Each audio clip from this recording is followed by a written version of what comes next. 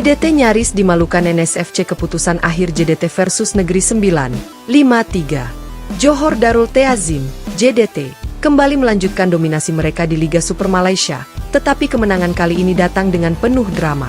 Bertanding di markas sendiri, Sultan Ibrahim Stadium, skuad Harimau Selatan harus bekerja keras sebelum akhirnya memastikan kemenangan 5-3 atas Negeri 9 FC, NSFC.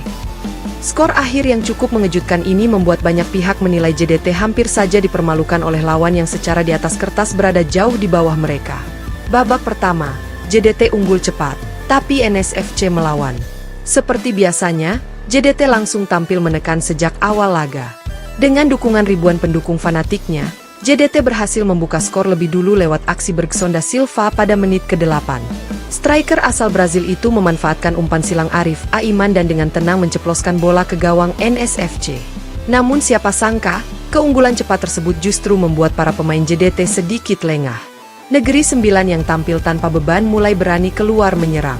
Hasilnya, pada menit ke-15, Gustavo Almeida berhasil menyamakan kedudukan menjadi 1-1 setelah memanfaatkan kelengahan lini belakang JDT. Kejutan berlanjut ketika NSFC berbalik unggul 1-2 lewat tendangan jarak jauh Afiq Azmi pada menit ke-28. Bola keras yang dilepaskan dari luar kotak penalti gagal diantisipasi kiper JDT, Farizal Marlias. Stadion pun sempat terdiam, sementara pemain Negeri 9 larut dalam euforia karena mampu membalikan keadaan atas sang juara bertahan. JDT bangkit sebelum rehat. Tertinggal membuat JDT meningkatkan tempo permainan.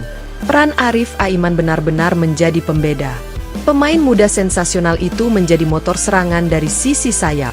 Usahanya membuahkan hasil ketika ia dijatuhkan di kotak terlarang, menghasilkan penalti untuk JDT.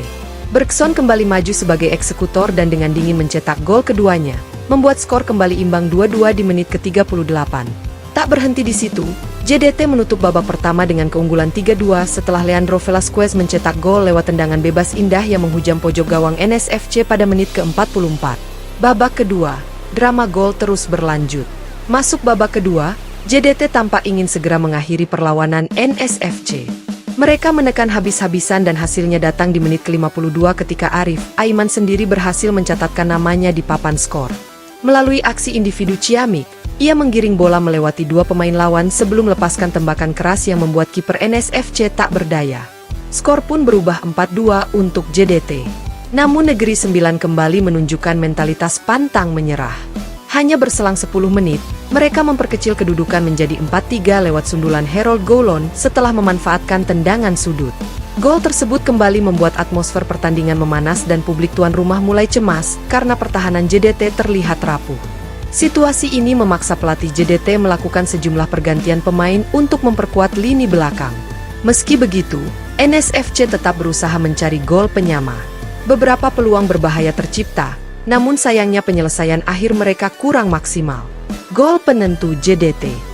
Ketegangan baru mereda ketika JDT berhasil mencetak gol kelima pada menit ke-78 melalui Fernando Forestieri. Pemain asal Italia itu memanfaatkan kesalahan bek Negeri 9 dan dengan tenang menaklukkan kiper lawan.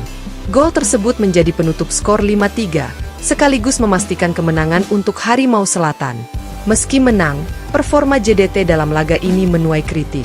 Bagaimana tidak, lini pertahanan mereka terlihat sangat rapuh hingga kebobolan 3 kali. Hal ini jarang terjadi mengingat biasanya JDT dikenal sebagai tim yang solid, baik dalam menyerang maupun bertahan. Evaluasi untuk JDT. Pelatih JDT, Esteban Solari, seusai pertandingan mengakui bahwa timnya sempat lengah dan harus segera memperbaiki konsentrasi terutama di lini belakang.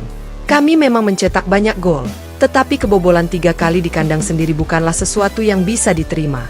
Ini jadi peringatan untuk kami agar tidak mengulang kesalahan yang sama, ujarnya dalam sesi konferensi pers.